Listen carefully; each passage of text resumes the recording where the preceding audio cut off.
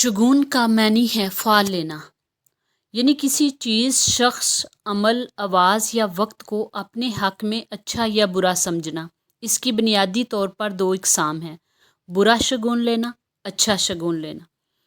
علامہ محمد بن احمد انصاری قرطبی تفسیر قرطبی میں نقل کرتے ہیں، اچھا شگون یہ ہے کہ جس کام کا ارادہ کیا ہو اس کے بارے میں کوئی کلام سن کر دلیل پکڑنا۔ یہ اس وقت ہے جب کلام اچھا ہو، اگر برا ہو تو بد شگونی ہے۔ شریعت نے اس بات کا حکم دیا کہ انسان اچھا شگون لے کر خوش ہو اور اپنا کام خوشی خوشی پایا تکمیل تک پہنچائے، اور جب برا کلام سنے تو اس کی طرف توجہ نہ کرے اور نہ ہی اس کے سبب اپنے کام سے رکے۔ ہمارے معاشرے میں جہالت کی وجہ سے رواج پانے والی خرابیوں میں ایک بد شگونی بھی ہے، جس کو بدفعلی کہا جاتا ہے۔ عرب لوگ پرندوں کے ناموں، آوازوں، رنگوں اور ان کے اڑنے کی سمتوں سے فعل لیا کرتے۔ چنانچہ عقاب سے مصیبت، کوے سے سفر اور خود سے ہدایت کی فعل لیتے۔ اس طرح اگر پرندے دائیں جانب اڑتے تو اچھا شگون اور بائیں جانب اڑتے تو بد شگونی لیا کرتے۔ رسول اللہ صلی اللہ علیہ وسلم نے ارشاد فرمایا، اچھا یا برا شگون لینے کے لیے پرندہ اڑانا، بد شگونی لینا اور یعنی کنکر پھینک کر یا ریت میں لکیر کھینچ کر فال نکالنا شیطانی کاموں میں سے ہے۔ رسول اللہ صلی اللہ علیہ وسلم نے فرمایا کہ چھوت لگنا، بد شگونی لینا، الو کا منحوس ہونا اور ماہ سفر کا منحوس ہونا، یہ سب لغو خیالات ہیں۔ البتہ جزامی شخص سے ایسے بھاگتا رہے جیسا کہ شیر سے بھاگتا ہے۔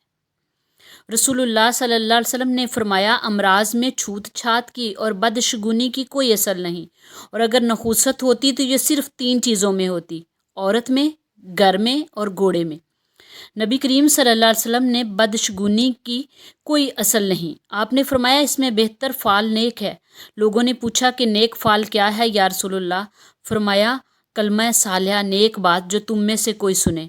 رسول اللہ صلی اللہ علیہ وسلم نے 3 بار فرمایا، بد شگونی شرک ہے، اور ہم میں سے ہر ایک کو وہم ہو ہی جاتا ہے، لیکن اللہ اس کو توکل سے دور فرما دیتا ہے، یعنی اللہ پر توکل کرے تو اللہ اس سے دور فرما دیتا ہے۔ ایک بادشاہ اپنے وزیروں مشیروں کے ساتھ دربار میں موجود تھا کہ کالے رنگ کے ایک آنکھ والے آدمی کو بادشاہ کے سامنے پیش کیا گیا۔ لوگوں کو شکایت تھی کہ یہ ایسا منحوس ہے کہ جب صبح سویرے اس کی شکل جو بھی دیکھ لیتا ہے اسے ضرور کوئی نہ کوئی نقصان اٹھانا پڑتا ہے، لہٰذا اسے ملک سے نکال دیا جائے۔ تھوڑی دیر سوچنے کے بعد بادشاہ نے کہا کہ کوئی فیصلہ کرنے سے پہلے میں خود تجربہ کروں گا اور کل صبح سب سے پہلے اس کی صورت دیکھوں گا، پھر کوئی دوسرا کام کروں گا۔ اگلے دن جب بادشاہ بیدار ہوا اور خوابگاہ کا دروازہ کھولا تو وہی ایک آنکھ والا آدمی سامنے کھڑا تھا۔ بادشاہ اس کو دیکھ کر واپس پلٹا اور دربار میں جانے کے لیے تیار ہونے لگا۔ لباس تبدیل کرنے کے بعد جو ہی بادشاہ نے جوتے میں اپنا پاؤں ڈالا، اس میں موجود زہریلے بچھو نے ڈنگ مار دیا۔ بادشاہ کی چیخیں بلند ہوئی تو خدمتگار باگم بگا اس کے پاس پہنچے۔ زہر کے اثر سے بادشاہ کا سرخ و سفید چہرہ نیلا پڑ چکا تھا۔ محل میں شور مچ گیا کہ بادشاہ سلامت کو بچھو نے کاٹ لیا۔ چند لمحوں میں وزیر خاص بھی پہنچ گئے۔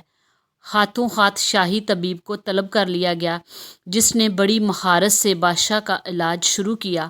جیسے تیسے کر کے بادشاہ کی جان تو بچ گئی، لیکن اسے کئی روز بستر علالت پر گزارنا پڑے۔ جب طبیعت ذرا سنبھلی اور بادشاہ دربار میں بیٹھا تو ایک آنکھ والے آدمی کو بھی دربار میں پیش کیا گیا تاکہ اسے سزا سنائی جائے، کیونکہ شکایت کرنے والوں کا کہنا تھا کہ اب اس کے منحوس ہونے کا تجربہ خود بادشاہ سلامت کر چکے ہیں۔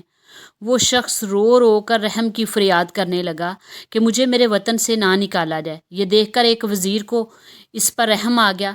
اس نے بادشاہ سے بولنے کی اجازت لی اور کہنے لگا، بادشاہ سلامت، آپ نے صبح صبح اس کی صورت دیکھی تو آپ کو بچھو نے کاٹ لیا، اس لیے یہ منحوس ٹھہرا، لیکن معاف کیجیے گا، اس نے بھی صبح سویرے آپ کا چہرہ دیکھا تھا، جس کے بعد یہ اب قید میں تھا اور اب شاید اسے ملک بھی چھوڑنا پڑے۔ تو ذرا ٹھنڈے دل سے بادشاہ سلامت سوچئے کہ منحوس کون ہے، یہ شخص ہے یا آپ ہیں؟ یہ سن کر بادشاہ لاجواب ہو گیا۔ بادشاہ لاجواب ہو گیا اور ایک آنکھ والے کالے آدمی کو نہ صرف آزاد کر دیا بلکہ اعلان کروا دیا کہ آئندہ کسی نے اس کو منحوس کہا تو اسے سخت سزا دی جائے گی۔ مفتی احمد یار خان لکھتے ہیں، اسلام میں نیک فعل لینا جائز ہے، بدفعلی یا بدشگونی لینا حرام ہے۔ نہ چاہتے ہوئے بھی بعض اوقات انسان کے دل میں برے شگون کا خیال آ ہی جاتا ہے، اس لیے کسی شخص کے دل میں بدشگونی کا خیال آتے ہی اسے گنہگار قرار نہیں دیا جائے گا، کیونکہ محض دل میں برا خیال آ جانے کی بنا پر سزا کا حقدار ٹھہرانے کا مطلب کسی انسان پر اس کی طاقت سے زیادہ بوجھ ڈالنا ہے، اور یہ بات شرعی تقاضے کے خلاف ہے۔ اللہ تعالیٰ ارشاد فرماتا ہے، اللہ کسی جان پر بوجھ نہیں ڈالتا مگر اس کی طاقت پر۔